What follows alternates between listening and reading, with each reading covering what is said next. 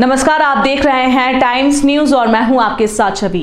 इंदौर के विधानसभा क्षेत्र क्रमांक 1 के भाजपा प्रत्याशी और बीजेपी के राष्ट्रीय महासचिव कैलाश विजयवर्गीय ने मंगलवार को प्रेस वार्ता की, जहां उन्होंने कांग्रेस पर विभिन्न मुद्दों को लेकर निशाना साधा। हमेशा चर्चा में रहने वाले कैलाश विजयवर्गीय ने इस बार कांग्रेस को राम मंदिर के मुद्दे को लेकर मीडिया के सामने कहा कि राम सबके हैं। उन्होंने विभीषण को भी गले लगाया और कांग्रेस को भी गले लगा सकते हैं, पर कांग्रेस राम के लायक नहीं है। वहीं कैलाश विजयवर्गीय ने कांग्रेस को 22 जनवरी को लेकर कहा कि श्री राम मंदिर के प्राण प्रतिष्ठा के मौके पर कांग्रेस को माफी मांगनी चाहिए। वो बोले कि कांग्रेस वोट की राजनीति कर रही है। वहीं मध्य प्रदेश के खंडवा का जिक्र करते हुए वो बोले कि खंडवा में सियापति हनुमान के कांग्रेस के लोगों ने मंच पर नारे लगाए, जो सही नहीं है। वहीं अन्य मुद्दों पर चर्चा करते हुए विजयवर्गीय ने कहा कि मेरा सपना है कि इंदौर एजुकेशन में नंबर 1 बने। इंदौर जैसा सस्ता शहर देश में कहीं नहीं है। एक उदाहरण पेश करते हुए उन्होंने कहा कि 26 रुपए में यहाँ भरपेट खाना मिलता है। वहीं चुनावी मुद्दों को लेकर वो बोले कि बाकियों से बात जारी है, सब समझ जाएंगे, हम विकास की राजनीति करते हैं। कैलाश विजयवर्गीय ने कहा कि मैं डर्टी पॉलिटिक्स नहीं करता। वहीं विजयवर्गीय पर अपने नामांकन पत्र में स्टैंड छुपाने के आरोप को लेकर उन्होंने कहा कि अपने को ध्यान नहीं रहता है कि कितने केस चल रहे हैं। कमलनाथ से संबंधित एक सवाल के जवाब में कैलाश विजयवर्गीय ने उन पर निशाना साधा और कहा कि चुनाव के बाद कमलनाथ विदेश में दिखेंगे। उसके साथ में खरगोन में जिन आपने विधायक की बात की, प्रत्याशी की, उन्होंने वहाँ पे ये भी कहा है कि टेंशन लेने का नहीं, देने का, और दंगों हम 3 तारीख को सरकार बना रहे हैं, हमारी सरकार आती है, हम जांच शुरू कराएंगे। पर वही पार्टी कांग्रेस हमेशा से आरोप लगाती आई है बीजेपी पे कि बीजेपी हिंदू मुस्लिम की राजनीति करती है। ऐसा नहीं लगता कि चुनाव का समय जब आता है तो धर्म की राजनीति कांग्रेस ज़्यादा करती हुई नजर आती है बीजेपी के मुकाबले? हमारे पास एजेंडा हमारा क्लियर है, डेवलपमेंट डेवलपमेंट और डेवलपमेंट। हमने तो विकास किया है और आगे भी विकास करेंगे। हमने गरीब कल्याण की योजनाएं लागू की है, वो आगे भी लागू करेंगे। हमने किसान को सशक्तिकरण के लिए योजनाएं बनाई है, वो आगे भी हम करेंगे। हमने महिला सशक्तिकरण के लिए योजनाएं बनाई, वो आगे भी हम करेंगे। हमारा डेवलपमेंट का एजेंडा है, हम उसी के आधार पर जनता के बीच में जा रहे हैं। और इसलिए कांग्रेस तो सिर्फ वोट बैंक तलाश रही है, क्योंकि कांग्रेस हार चुकी है। पर इस बौखलाहट में वो क्या क्या कर रहे हैं ये सबके सामने आ रहा है। सब अपनी अपनी जान बचाने की कोशिश कर रहे हैं, जितने भी उम्मीदवार हैं। तो खरगोन में बिना तुष्टिकरण के जीत नहीं सकते, तो उन्होंने ऐसी हरकत की जो अक्षम्य अपराध है। मैं नहीं समझता कि इस अपराध को देश की जनता माफ़ करेगी। आपने 1 नंबर विधानसभा को लेकर एक मैनिफेस्टो अलग से जारी किया है, क्या इंदौर की बाकी विधानसभाओं में इस तरह की पहल करेगी बीजेपी? देखिए, मेरा एक हमेशा से ही ये रहा। मैं 2 नंबर में था, तब भी मैंने क्या प्लान करना है मुझे पहले से मैंने प्लान कर लिया था। 4 नंबर में भी किया था।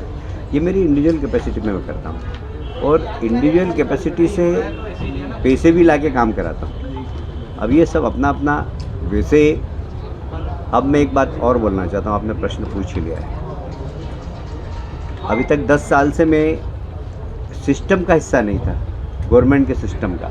मैं संगठन का हिस्सा तो था, पर सिस्टम का हिस्सा नहीं था, इसलिए मैं साधारणतः बोलता नहीं था। अब मैं सिस्टम का हिस्सा हो गया, तो इंदौर के बारे में भी हम लोग बैठ के प्लान बनाएंगे। इंदौर की जो संभावना है उसके बारे में प्लान बनाएंगे।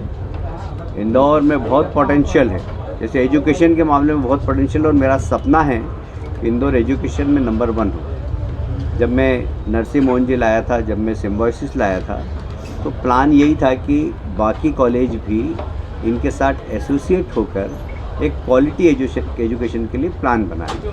और उसके बाद फिर मैं संगठन के काम में चला गया, तो इसलिए ज़्यादा रुचि नहीं ले पाया। पर अब मैं रुचि लूँगा। जितने भी कॉलेज हैं, प्राइवेट कॉलेज और गवर्नमेंट कॉलेज, इनकी फैकल्टी का अपग्रेडेशन कैसे हो। जैसे मैं आपको उदाहरण बताता हूँ, आपने विषय निकाला तो मैं आज का विषय भी था प्रेस कॉन्फ्रेंस का। उनमें सिम्बायोसिस वालों से बात करूँगा कि उनके पास अच्छी फैकल्टी है, तो क्या वो किसी कॉलेज में 2 पीरियड के लिए अपनी फैकल्टी को दे सकते हैं। तो सिम्बायोसिस की अच्छी फैकल्टी गुजराती कॉलेज मांगे तो गुजराती कॉलेज में जाए, वैष्णो कॉलेज मांगे तो वैष्णो कॉलेज में जाए। वैष्णो कॉलेज में कोई फैकल्टी अच्छी हो। कई बार ऐसा होता है कि जैसे मेरे यहाँ एक ज़माने में सोलंकी साहब बॉटनी बहुत अच्छी पढ़ाते थे, तो मतलब इंदौर में सर्वश्रेष्ठ बॉटनी वो पढ़ाते थे। अब वो सोलंकी साहब को यदि कोई दूसरा कॉलेज बुलाए तो निश्चित रूप से वहाँ के बच्चों का भी अपग्रेडेशन होगा। गुजराती कॉलेज से लिमिटेड नहीं रहेंगे। तो हमें सिंक्रोनाइज करना पड़ेगा एजुकेशन को। तो फिर क्या होगा, जब एक दूसरे के सहयोग से एजुकेशन करेंगे तो हमारे यहाँ क्वालिटी एजुकेशन होगा। तो देश में कोई भी बच्चे को पढ़ाना होगा तो कहेगा कि यार हमारे बच्चे को अभी क्या किसी बच्चे कहाँ भेजें, पूना भेज रहे हैं, हम बेंगलोर भेज रहे हैं, इंदौर क्यों नहीं भेज रहे। आने वाले समय में हम ऐसा सिंक्रोनाइज करेंगे एजुकेशन को कि लोग इंदौर भेजें, जिससे कि क्वालिटी उसके पहले हमें क्वालिटी एजुकेशन के लिए प्लान करना पड़ेगा। ऐसे ही एक मेडिकल टूरिज़्म, ये बहुत बड़ा इशू है। इंदौर इसके लिए डिज़र्व करता है। इंदौर जैसा सस्ता शहर देश में कहीं पर नहीं है। यहाँ 25 रुपये में भी पेट भर सकते हैं, आराम से थाली में चले जाए 25 रुपये में पेट भर लेंगे। नंदानगर में आ जाए तो 5 रुपये में पेट भर लेंगे। हमारे यहाँ भंडारा चलता है साईं बाबा का, पर औसत आदमी 25 रुपये की थाली में पेट भर सकता है। तो बाकी महंगा से महंगा तो कितना ही बड़ा खाना खा सकता है। हमारे यहाँ रहने की जगह बड़ी सस्ती है। आज भी धर्मशाला स्टेशन के पास बहुत सारी, तो बहुत सारे हमारे यहाँ ऐसे है कि हर आदमी हर स्तर का आदमी यहाँ पर आकर रह सकता है। मेडिकल जो सर्विसेज उसका फ़ायदा ले सकता है। तो मेडिकल हब भी बन सकता है, मेडिकल टूरिज़्म का हब भी बन सकता है। बहुत संभावना है, क्योंकि बहुत अच्छे मेडिकल के इंस्टीट्यूट आ गए हैं। ये सब अपने को एटमॉस्फेयर बनाना पड़ेगा। तो सिर्फ एक नंबर नहीं, पूरे इंदौर के लिए हम काम करें। आतंकवादी प्रेम शुरू से दिखाती आ रही है और आज भी दिख रहा है उसको। आप सभी को मालूम है कि देश के प्रधानमंत्री ने इजराइल के ऊपर जब हमास का हमला हुआ, G20 में सारे देशों ने आतंकवाद के खिलाफ दिल्ली डिक्लेरेशन में सर्वानुमति से आतंकवाद का विरोध किया। ऐसे समय में कांग्रेस का हमास को समर्थन करना, आतंकवाद को समर्थन करना, ये सारी दुनिया को चौंकाने वाला था। पर हमें कोई आश्चर्य नहीं कि हमेशा ही कांग्रेस ने इस प्रकार वोट की राजनीति के कारण आतंकवाद का समर्थन किया है। यह अब धीरे धीरे सब दूर परकोलेट हो रहा है। अभी केरल की घटना आपको मालूम ही है। केरल में भी हमास के कमांडर ने वर्चुअल बयान दिया और उन्होंने बड़ा ख़तरनाक बयान दिया कि अगला हमला हिंदुत्व पे होगा। कोई हम डरने वाले तो नहीं हैं इसमें बिल्कुल भी, पर एक अलार्मिंग है कि कांग्रेस हुआ, वामपंथी हुए, ये क्या करना चाहते हैं इस देश में, ये चिंता का विषय। अभी कल ही खरगोन के कांग्रेस के प्रत्याशी रवि जोशी की बेटी ने अल्पसंख्यक लोगों के साथ फिलिस्तीन और हमास के मारे हुए लोगों को श्रद्धांजलि दी, मौन श्रद्धांजलि दी और भाषण दिया वहाँ पर कि हम फिलिस्तीन का समर्थन करते हैं, हमास का समर्थन करते हैं और साथ ही खरगोन में हुए दंगे की जांच भी कराएंगे। और इस प्रकार वहाँ पर नारे लगे। उसका वीडियो मैंने सुना तो मेरे को तो बड़ी हंसी आई कि आप नकल करिए। कमलनाथ जी कहते हैं कि राम तो सबके हैं, बीजेपी के नहीं। तो वास्तव में बीजेपी के नहीं, राम सबके हैं। राम ने तो विभीषण तक को गले लगाया, तो राक्षस के परिवार के आदमी को राम जी गले लगा सकते हैं तो कांग्रेसी को भी लगा सकते हैं, ऐसा कुछ भी नहीं है। पर आप राम के लायक हैं क्या? भगवान राम ने कहा, निर्मल मन जन जो मोहि पावा, मोहि कपट छल छिद्र न भावा। निर्मल मन जन जिसका हो मेरे पास आ सकता है, कोई भी हो।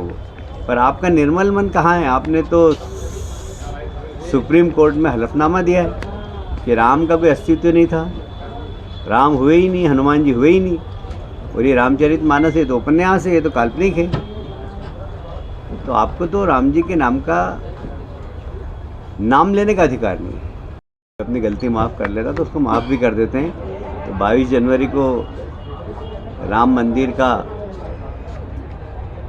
प्राण प्रतिष्ठा हो रही है कांग्रेस के लोग जाएं, अपनी गलती भूल सुधारें और माफ़ी मांगे राम जी से। राम जी तो हमारे इतने दयालु है, जो शरणागत आता है उसको माफ़ कर देते हैं। पर अलार्मिंग बात यह है कि कांग्रेस दिल्ली से लेकर खरगोन के छोटे से ज़िले में जिस प्रकार आतंकवादियों का समर्थन कर रही है और वोट की राजनीति के कारण, देश की पॉलिसी क्या है और कांग्रेस की पॉलिसी क्या है।